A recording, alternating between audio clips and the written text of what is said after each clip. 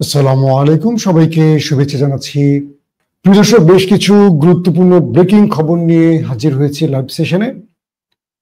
আমি প্রথমে শিরোনাম জানিয়ে দিচ্ছি যে বিষয়গুলোতে নিয়ে আজকে কথা বলবো। আফগানিস্তানের বাগরাম ঘাঁটিটি আবারও চাইছে আমেরিকা। টার্গেট এখান থেকে চীন এবং ইরানকে সার্চ করা। আফগানিস্তান কি আমেরিকাকে এই ঘাঁটিটি দেবে? দ্বিতীয় গুরুত্বপূর্ণ খবরটি হলো পাকিস্তান সৌদি আরবের পর এবার পাকিস্তানের সাথে অন্যান্য দেশগুলো সামরিক চুক্তি করার চিন্তা করছে। পাশাপাশি 6টি আরব দেশ একাট্টা হচ্ছে নিজেদের নিরাপত্তার জন্য। তারপরের গুরুত্বপূর্ণ খবরটি হলো মিশর এবং তুরস্ক আগামী 22 তারিখ থেকে নৌ মহড়া করতে যাচ্ছে ভূমধ্যসাগরে। Target Israel. যখন পাকিস্তান পৃথিবীর কাছে একটা চমকপ্রদ নিজের গুরুত্ব বৃদ্ধি করেছে, তখন বাংলাদেশ ভারতের দিকে ছুটছে। কিন্তু কেন? চলুন এই খবরগুলো আপনাদের দেওয়ার চেষ্টা করছি পুরো লাইভ সেশনে। যে খবরটি দিয়ে শুরু করব, আমি বাংলাদেশ দিয়ে শুরু করে চলে যাব মধ্যপ্রাচ্যের মূল খবরে। পাকিস্তান তার রিজার্ভ আমাদের চেয়ে কম, এটা আমাদের টকশোতে পাকিস্তান বিরোধী টকাররা প্রায় বলে থাকে। কিন্তু কখনো তারা বলেন না যে পাকিস্তান ভারত সীমান্তে কখনো ভারতের হাতে মার খেয়ে পালিয়ে গেছে পাকিস্তান, এটা তারা বলতে পারেন না। কিন্তু আমরা দেখতে পাচ্ছি প্রতিদিনই সীমান্তে আমরা মার খেয়ে পালিয়ে যাই, বিশেষ করে গত 16 বছর। এই মুহূর্তে পাকিস্তানকে নিয়ে কাড়াকাড়ি চলছে মধ্যপ্রাচ্যে। সৌদি আরব পাকিস্তানের সাথে চুক্তি করলো।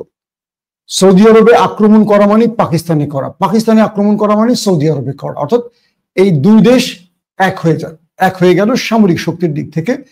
কেউ আক্রমণ করলে তারা এক হয়ে লড়াই করবে।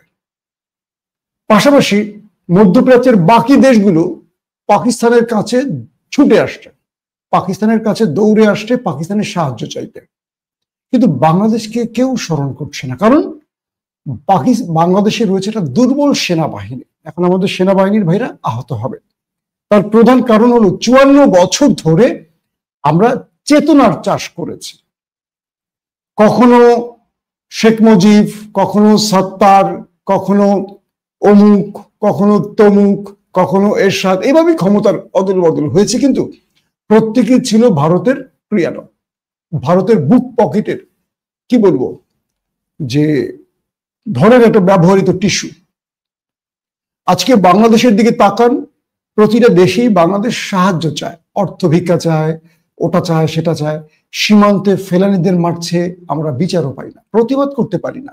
ওরা মেরে আমাদের লাশ নিয়ে যায়, আমরা পতাকা বৈঠকের নামে ওদের কাছে ভিক্ষা চাই আমাদের লাশ। বিচার তো দূরের কথা, লাশটা ভিক্ষা চাই। আমাদের নৌবাহিনীর আমাদের বিমান বাহিনীর হাতে 2টো ভেরিয়েন্ট যুদ্ধ বিমান আছে, যেগুলো 90 সালের, এগুলো দিয়ে হাল চাষ হয় না। আমাদের সেনাবাহিনী সবসময় টার্গেটে থাকে কিভাবে হাউজিং প্রকল্প, সড়ক প্রকল্প, এই প্রকল্প করে প্রচুর অর্থের মালিক হওয়া যায়। এখন সেনাবাহিনীর ভাইরা মনে মনে কষ্ট পাবেন, তাই না? সত্য বলছি কি মিথ্যা বলছি বুকে হাত দিয়ে বলবেন। কিন্তু পাকিস্তান তার রিজার্ভে আমাদের চেয়ে কম টাকা থাকলেও পৃথিবীর কাছে একটা মূল্যবান দেশ। তাদের জীবন মান আমাদের চেয়ে অনেক উপরে। পাকিস্তান সেনাবাহিনী, নৌবাহিনী, এয়ারফোর্সকে ভয় পায় পৃথিবীর তাবৎ বড় বড় শক্তিশালী দেশ, কিন্তু বাংলাদেশকে মায়ানমারও ভয় পায় না। তার প্রধান কারণ রাজনীতিবিদরা ভারতকে এই ওয়াদাটুকু দিয়েছিল যে আমরা সামরিক দিক থেকে বেশি বড় হব না, শক্তিশালী হব না, আমরা কোন রকম একটা সামরিক বাহিনী করে রাখবো যাতে করে আমাদের বাজেট লুটপাট করা যায়। সামরিক বাহিনীকে বাজেট দিব আর তারা সরকারের হয়ে আমাদের গুমখুন ক্রস ফায়ার করবে। তাদের এজেন্সি বিদেশি শত্রুদের দমন না করে আমাদের দমন করবে। এটা হলো বাংলাদেশের মূল মন্ত্র, যেটাকে বলি। আর আজকে দেখেন প্রতিটি দেশ পাকিস্তানের দিকে ছুটছে। বাংলাদেশের নামটা কোথাও পাবেন? এই মুহূর্তে পাকিস্তানের পাশে বাংলাদেশকে দাঁড় করালে কি দেখবেন? এখন বলবেন আপনি তো পাকিস্তানি লোক। ভাই, বাংলাদেশে এই চেতনার বিজনেসের বাইরে দেশপ্রেমী কেউ আছে? প্রতিটা দলই শুধু চেতনার চাষ করে, চেতনার বাইরে এই দেশের মানে কারো ওই জিনিসটা খাড়ায় না, শুধু চেতনাই খাড়ায়। হ্যাঁ, তো আমরা চেতনাটা চাষ করি, আর যখন তখন ভারত চাইলে আমাদের গিলে খেয়ে ফেলবে। আসেন 2 নম্বর খবরটি কি। 2 নম্বর বিষয়টি হলো পাকিস্তান। এই মুহূর্তে সৌদি আরবের মতো ধনকুবের রাষ্ট্র পাকিস্তানের কাছে এসে বলছে তোমাদের পাশে রাখো, সব দিয়ে দিব, শুধু নিরাপত্তা দাও। কারণ পাকিস্তানের কাছে পারমাণবিক আছে। পাকিস্তান সাম্প্রতিক লড়াইতে ভারতের মতো পৃথিবীর 4র্থ সামরিক শক্তিশালী দেশ, পরাশক্তিশালী দেশকে পরাজিত করেছে। এই একটি পয়েন্ট দিয়ে পাকিস্তান উঠে গেছে ভারতের উপরে। ভারতের মতো দেশ পাকিস্তানের কাছে ধোলাই খেয়েছে, এরপর এদের গুরুত্ব উঠে গেছে উপরে। আজ পাকিস্তানের সেনা প্রধানকে ডেকে নিয়ে লাঞ্চ করেন, ডিনার করেন কে? মার্কিন প্রেসিডেন্ট ডোনাল্ড ট্রাম্প। এবং পাকিস্তানের প্রমোশন করেন কে? আমেরিকা। কারণ ভারতকে হারিয়েছে। সবাই শক্তিকে পছন্দ করে, দুর্বলকে মাথায় হাত দিয়ে কিছু ভিক্ষা দেয়, তাকে সম্মান করে না। রাষ্ট্র ব্যবস্থায় শক্তিশালী হওয়া খুব জরুরি, কিন্তু বাংলাদেশের রাজনীতিবিদরা আগামীতে যারা ক্ষমতা আসবে সবাই ভারতের কাছে বিক্রি হয়ে গেছে। আর আমরা আমাদের পলিটিশিয়ানদের চামচারা শুধু টেন্ডারবাজি, দখলদারিত্ব পেছনে ছুটে কিছু টাকার জন্য ছুটছি। এটাই আমাদের রাজনীতির মূল মন্ত্র। তো কি দাঁড়ালো? সৌদি আরব যখন চুক্তিটি করলো, এরপর কাতার, আরব আমিরাত, কুয়েত, আরো যে আরব রাষ্ট্রগুলো আছে তারা পাকিস্তানের দিকে তাকিয়ে আছে। খাজা আসিফ পাকিস্তানের মন্ত্রী, তিনি বলেছেন আরো অনেকগুলো দেশ পাকিস্তানের সাথে যোগাযোগ করছে, তারা পাকিস্তানের সাথে সামরিক চুক্তি করতে চাইছে। শুধু তাই নয়, পাকিস্তানের চেয়েও অনেক উপরে থাকা একটি দেশ তুরস্ক, তারা অফিসিয়াল হোক আনঅফিসিয়াল হোক, তারাও পাকিস্তানের সাথে এই চুক্তিতে আবদ্ধ হতে পারে এমন সম্ভাবনা সৃষ্টি হয়েছে। তুরস্ক পাকিস্তানের চেয়ে সামরিক দিক থেকে এগিয়ে আছে, কিন্তু তার ভান্ডারে নিউক্লিয়ার নেই। কিন্তু তুরস্ক পাকিস্তানকে নিউক্লিয়ারের জন্য পাশে ডাকছে না, ডাকছে অন্য একটি কারণ আছে। কারণ আমরা জানি আজারবাইজান, পাকিস্তান, তুরস্ক সঙ্গে আরো কিছু তুর্কি জাতিগোষ্ঠীর রাষ্ট্র, তাদের মধ্যে একটা গোপন চুক্তি আছে, তারা একে অপরের বিপদে সবসময় দাঁড়াবে। সৌদির মতো রিসেন্ট এই চুক্তিটি হয়নি, এটি পূর্বেই আছে, অলিখিত চুক্তি। কিন্তু এবার তুরস্ক প্রকাশ্যে কোনো চুক্তি করতে পারে বলে বলা হচ্ছে। যেমন ভারত পাকিস্তানের যুদ্ধের সময় আমরা দেখেছি তুরস্ক পুরো সেট আপ পাঠিয়ে দিয়েছে পাকিস্তানে, এবং পাকিস্তান চীন এবং তুরস্কের সাহায্যে বিজয় পেয়েছে। তো এই মুহূর্তে দখলদার দেশটি মানে ইসরায়েলের টার্গেট হলো তুরস্ক। ইতিমধ্যে দখলদার দেশটি 6টি মুসলিম দেশে আক্রমণ করেছে। খেয়াল করবেন, 6টি মুসলিম দেশ, কেউ প্রতিবাদ করেনি একমাত্র ইরান ছাড়া। এখন বলবেন কোন 6টি দেশ? ফিলিস্তিন, লেবানন, ইয়েমেন, ইরান, কাতার, ইরাক এবং আরেকটি দেশ কোনটি বলেন তো? সিরিয়া। 7টি দেশ হবে। সিরিয়া তো তার আক্রমণ করেছে।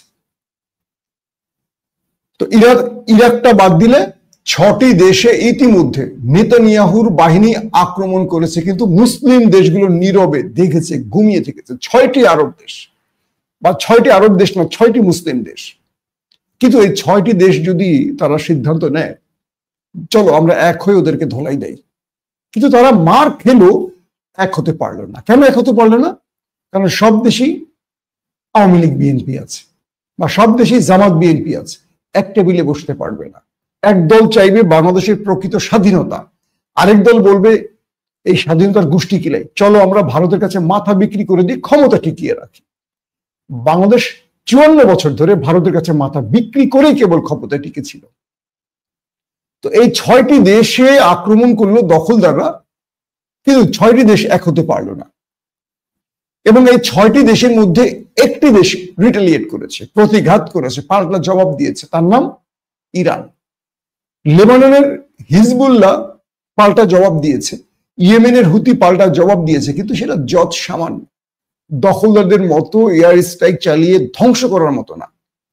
গ্যাপে গ্যাপে মিসাইল মারা, ড্রোন মারা, এগুলো করেছে। এতে করে বিশাল অঙ্কের ক্ষতি হয়েছে তা নয়, প্রতিবাদ করেছে কেবল তাদের শক্তি দুর্বল বলে। কারণ এই দুটো, লেবানন এবং ইয়েমেন, এই দুটো রাষ্ট্রীয় বাহিনী করেনি, সেখানে বিদ্রোহী বাহিনীগুলো পাল্টা জবাব দিয়েছে, যে কারণে ইসরায়েলের তেমন কোনো ক্ষতি হয়নি। কেবল ইরান শক্ত জবাব দিয়েছে এবং এই জবাবে নেতানিয়াহুর কোমর ভেঙে গেছে। কিন্তু ইরানের পাশে সৌদি আরব দাঁড়াতে পারতো না, ইরানের পাশে বাকি মুসলিম রাষ্ট্রগুলো দাঁড়াতে পারতো না একজোট হয়ে। তাহলে আজকে দখলদাররা থাকে মানচিত্রে? থাকে না। কিন্তু দেখেন, কেউ এগিয়ে আসলো না। ইরান আবার মুসলমানদের ভরসা না করে চীন, রাশিয়াকে ভরসা করে। রাশিয়া নীরব থেকে ইসরায়েলকে সমর্থন জুগিয়ে গেছে। ব্যাস, খেলা শেষ। আসেন তারপরের বিষয়টি দেখেন।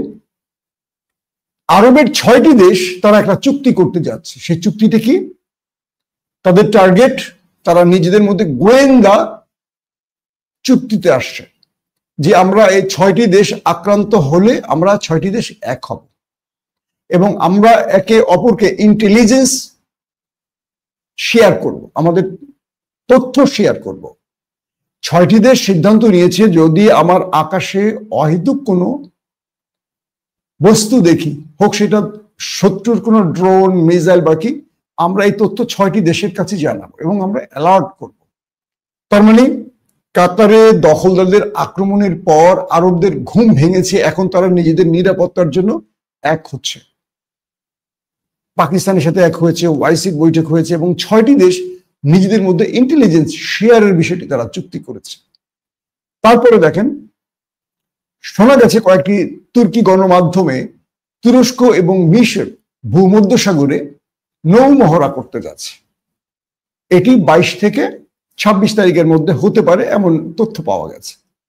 বলা হচ্ছে যে যখন তুরস্ক আর মিশর, একসময় তো এই দুটো দেশ শত্রু ছিল বিগত কয়েক বছর ধরেই, তো ইতিমধ্যে এরদোয়ান তার স্বার্থের জন্য, অর্থাৎ ফিলিস্তিনের স্বার্থে, ফিলিস্তিনের প্রতিবেশী রাষ্ট্রগুলোর সাথে এরদোয়ান সম্পর্ক বৃদ্ধি করছে ফিলিস্তিনকে সাহায্যের জন্য এবং দখলদারদের বিরুদ্ধে একটা যুদ্ধে দখলদারদের প্রতিবেশী রাষ্ট্রগুলোকে চাইছে তার পক্ষে।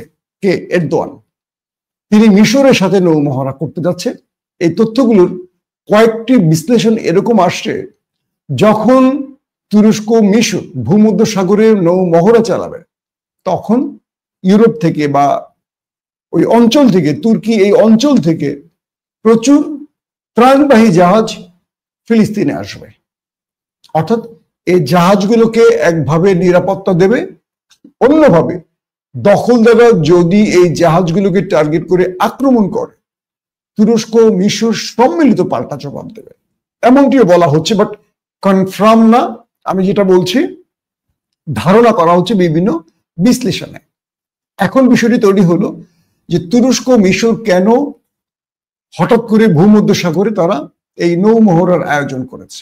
মূল কারণটি হলো এই দুটো দেশ দখলদারদের বোঝাতে চাইছে, তুমি যে ফিলিস্তিনকে মারছো, আমি তোমার খুব কাছে চলে আসছি।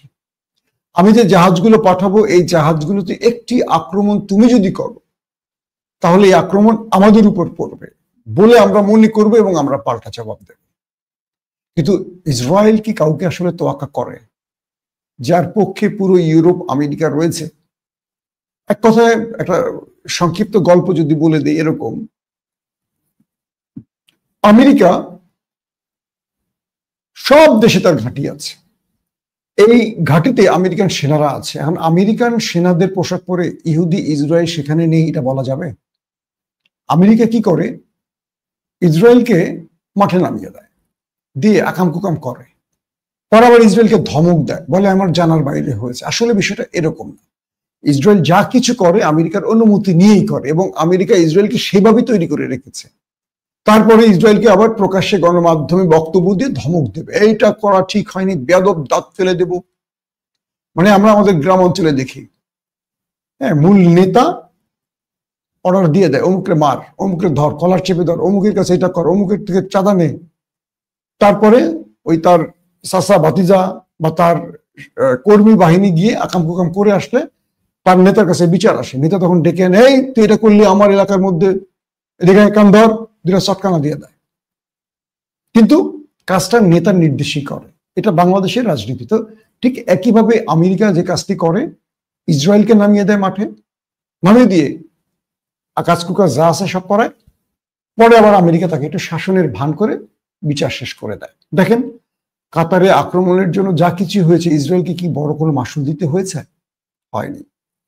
আসেন তারপরের গুরুত্বপূর্ণ খবরটি কি।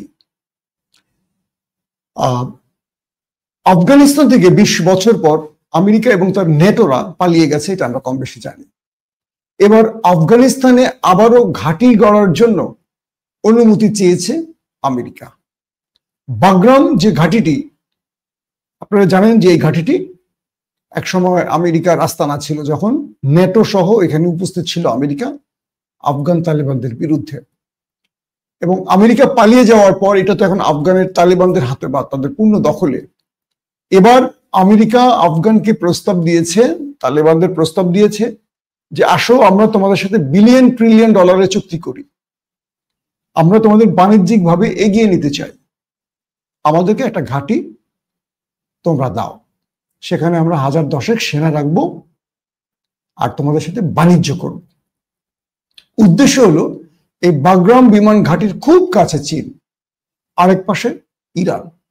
আমেরিকা এখান থেকে এই দুটো দেশকে নজরদারিতে রাখবে এবং প্রয়োজনে এই দুটো দেশে আক্রমণের জন্য আমেরিকা এই ঘাঁটি ব্যবহার করবে। উদ্দেশ্য কিন্তু প্রথমে চীন, দ্বিতীয়ত ইরান।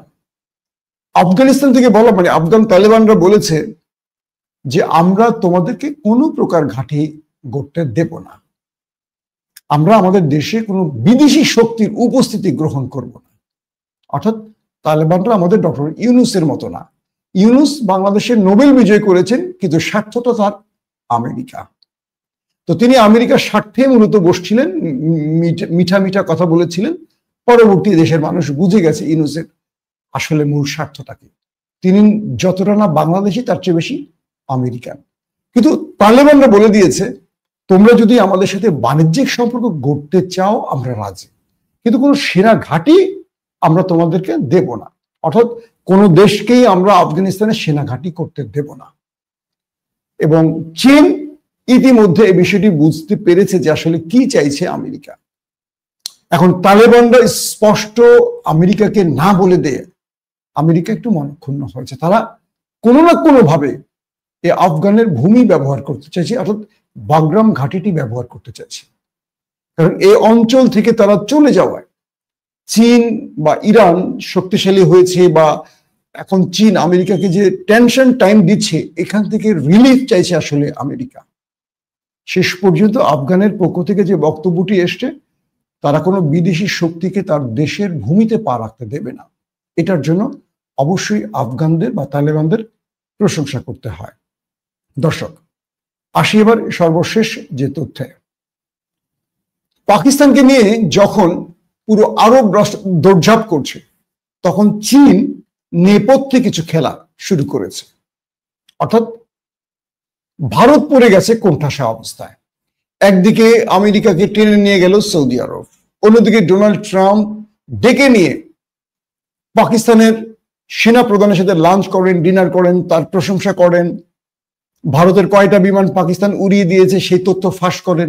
তার মানে নরেন্দ্র মোদী একদিকে আমেরিকান চাপে আছে, অন্যদিকে ইরান, অন্যদিকে চীন তাকে সামিটে নিয়ে যেরকম লজ্জা দিয়েছে, সবকিছু মিলে নরেন্দ্র মোদীর রাজনীতির টালমাটা। এরই মধ্যে দুঃসংবাদ এলো যে সৌদি আরবের অন্যতম মিত্র ভারত, জানেন তো আপনারা, পাকিস্তানকে 20 বিলিয়ন দিলে ওদেরকে 100 বিলিয়ন দেয় সৌদি আরব। সেই সৌদি আরব পাকিস্তানের সাথে চুক্তি করে ফেলেছে, যে চুক্তির ফলে এখন পাকিস্তানে আক্রমণের আগে 14 বার না 100 বার চিন্তা করতে হবে ভারতকে। ভারত এখন দেখতেছে একদিকে প্রতিবেশী দেশগুলো তার হাত ছাড়া, তার চির প্রতিদ্বন্দ্বী পাকিস্তান আমেরিকার আদরেও রয়েছে, মুসলিম রাষ্ট্রের মোড়ল সৌদি আরবের আদরেও রয়েছে, পাশাপাশি পুরো পৃথিবী এখন তসলিম করছে পাকিস্তানকে। ইউরোপ বলি, আফ্রিকা বলি, আমেরিকা বলি, সব এখন পাকিস্তানকে মূল্যায়ন করছে এক যুদ্ধে পরাজয়ের কারণে, এক যুদ্ধে জয়ের কারণে। এখন ভারতের এই পরিস্থিতিটা এতটা কঠিন হয়ে গেছে যে তারা ঠিক বুঝতে পারছে না এখানে পাকিস্তানকে তারা মোকাবেলা করবে কিভাবে। পাশাপাশি সৌদি আরব পাকিস্তানের এই সম্পর্কের পর সৌদি আরব ছাড়া আরো যে মুসলিম দেশগুলো এগিয়ে আসছে পাকিস্তানের দিকে, এটাও পাকিস্তানের অর্থনীতিকে এবার একটা কঠিন কি বলবো শক্ত ভিত্তির উপর নিয়ে আসবে, যেটা ভারতের জন্য দুঃসংবাদ। সবশেষ যে তথ্যটি দিয়ে শেষ করবো আজকের ভিডিও, সেটি হলো বাংলাদেশকে এখান থেকে একটা শক্ত মেসেজ দিতে হবে। কোন নতজানু পররাষ্ট্রনীতি দিয়ে কেউ পৃথিবীতে সম্মান নিয়ে বাঁচতে পারে না। বাংলাদেশের উচিত আগামীতে যারা ক্ষমতায় আসবেন বা আসবেন না যারাই হোক, বিকল্প চিন্তা করা। ওয়ার্ল্ড অর্ডার পরিবর্তন হয়ে গেছে। পৃথিবী শাসন করবে এখন চীন, পৃথিবী শাসন করবে এখন পূর্বের যারা তারা নতুন কোন রাষ্ট্র পৃথিবী শাসন করতে আসছে, অনেক অনেক নতুন নতুন নেতৃত্ব। কিন্তু আমেরিকা বিগত সময় ডোনাল্ড ট্রাম্পের মাধ্যমে যতটুকু তিনি আলোচনা ছড়িয়েছেন, সবচেয়ে বেশি পরাজিত এবং লোকসানের মুখে আমেরিকাই পড়েছে। আজকে ইসরায়েল 6টি মুসলিম দেশে আক্রমণ করবে, তাদের নেক্সট টার্গেট ইসরায়েল, তুরস্ক। যে কারণে তুরস্ক শক্তভাবে প্রস্তুতি নিচ্ছে, কারণ হামাসের সবচেয়ে বড় অফিসটি তুরস্কে, হামাসের সর্বাধিক নেতারা রয়েছে তুরস্কে, এবং দখলদাররা হামাসকে শেষ করার জন্য কাতারে অ্যাটাক করেছে। তারা তো সব জায়গায় টার্গেট করে অ্যাটাক করেছে, এবার তাদের নেক্সট টার্গেট হবে তুরস্ক। এখন তুরস্ক ইসরায়েলের হাত থেকে বাঁচার জন্য যুদ্ধে জড়াবে সত্য কথা, কিন্তু ইসরায়েলের পক্ষে যে এতগুলো দেশ থাকবে, তুরস্কের পক্ষে কাউকে থাকতে হবে তো। তাই তুরস্ক পাকিস্তান আরবদের এই কোয়ালিশনে চলে আসতে পারে, আর তাই কাতার বা আদার্স রাষ্ট্রগুলোকে এখন তুরস্ক ব্যবহার করছে। মনে রাখবেন, তুরস্ক ভার্সেস ইসরায়েল নয়, তুরস্ক ভার্সেস অল। ইউরোপ আমেরিকা সব এক হবে। যদিও তুরস্ক নেটোর, কিন্তু এই নেটোর নিয়মটি আর্টিকেল 5 এখানে ভুলে যাবে আফ্রিকা, কি বলে ইউরোপ, কারণ মুসলিমদের স্বার্থে কখনো নেটো কাজ করবে না, এটা সবাই জানে। তাই এরদোয়ান চাইছেন পাকিস্তান সৌদি আরবের মতো এখানে আরেকটি বলয় তৈরি করে তারা ঠিক পাকিস্তানে আক্রমণ তুরস্কে আক্রমণ, তুরস্কে আক্রমণ সৌদি আরবে আক্রমণ, ঠিক এইরকম একটি শক্তির বলয়, সামরিক চুক্তির মজবুত দেয়াল তৈরির জন্য, সীসাগলা প্রাচীর তৈরি করার জন্য খুব শিগগিরই এমন ঘোষণা আসতে পারে তুরস্কের পক্ষ থেকে, এমনটি ধারণা করা হচ্ছে। আর ভেতরে ভেতরে আরব রাষ্ট্রগুলো তুরস্কের সাথে বেশ কিছু চুক্তি করতে যাচ্ছে, এমনও আভাস পাওয়া গেছে। আমরা দেখতে চাই 22 তারিখে তুরস্ক এবং মিশরের মহড়াটি, নৌ মহড়াটি দখলদার দেশটির ভিত কাঁপাতে পারে কিনা, এবং যেসব ত্রাণবাহী জাহাজ ফিলিস্তিনে প্রবেশ করবে তাদের উপর দখলদাররা কোনো আক্রমণ করে নতুন কোনো যুদ্ধ ছড়িয়ে দেয় কিনা, সেটিও দেখার অপেক্ষা থাকবো আমরা। আমরা বলছি, আমরা যুদ্ধ চাই না, আমরা শান্তি চাই। আল্লাহ হাফেজ।